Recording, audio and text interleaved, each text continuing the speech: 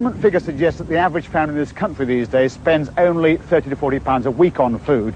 That seems an appallingly low figure, but it looks even worse when you compare it to the amount of money we're prepared to spend on our cars, because the AA tells us that the average car these days costs £50 to £60 a week to run.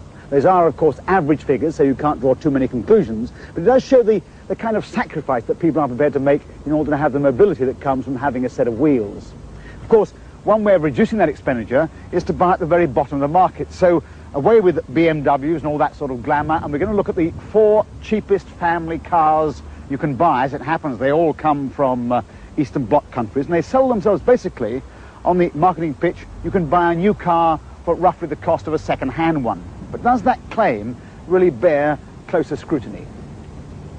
The cars we've chosen are the Skoda 105S at £2,598, the FSO 1300 at £2,990, the Yugo 45A at £3,250, and the Lada Riva 1300 SL, the luxury model, at £3,725.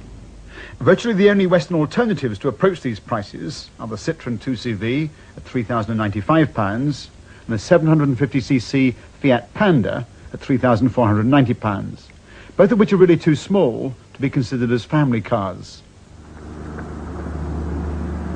Well, this is the Skoda from Czechoslovakia.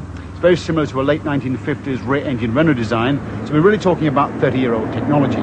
Its main plus points, apart from that spectacularly low price, are that it's quite roomy. It's by far the best finished of these Eastern Bloc cars, both in terms of the paint job and in terms of the interior trim. In fact, it's a pretty high standard. In terms of drivability, well, the acceleration is frankly very poor indeed. The handling is uncertain and skittish on bumpy roads. The gearbox has more than the occasional impenetrable moment, and these seats, well, they're just minimal. So I would say very good value for a runabout, but could be a bit of a handful on rather longer journeys. However, we mustn't forget this car regularly goes through all the rigours of the Lombard RAC Rally and occasionally wins its class. So it certainly has a fair amount of staying power. The Lada from Russia and the FSO from Poland both date from the late 60s, so we're talking about 20-year-old technology, and unquestionably they look it. And they're both modelled on discarded Fiat designs, the 124 and the 125. The Lada costs £700 more. For that you get a tachometer and a radio stereo and headlamp washers. But their major offering, of course, is space, because they are genuine 4 or 5 seaters. Unfortunately, from then on, it's all downhill, because they really are badly put together. On the outside, you've got ill-fitting panels and a marginal paint job. On the inside, got badly cut trim everywhere, bundles of wires hanging out and so on. And it gets worse because the drivability reflects this generally second-rate appearance.